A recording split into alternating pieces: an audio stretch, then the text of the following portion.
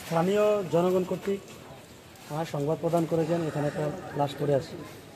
সময় পাওয়ার সাথে সাথে আমরা আসি, আশা করে দেখি এখানে একটা নবজাতক, বয়স আমার মনে হচ্ছে যে 2 থেকে 3 দিন হবে, এর বেশি সম্ভাবনা খুবই কম। পড়ে আছে। পরবর্তীতে জনগণের সহায়তায় এই ছোট বাবুটাকে আমরা আমাদের যে সুরতাল প্রতিবেদন প্রস্তুত করলাম। পরবর্তী কার্যক্রম আমরা আইনগত ব্যবস্থা গ্রহণ করবো। তারপর স্মরণ করা হবে করছি, বাকিটা আইনগত প্রক্রিয়া আমরা ব্যবস্থা নেব।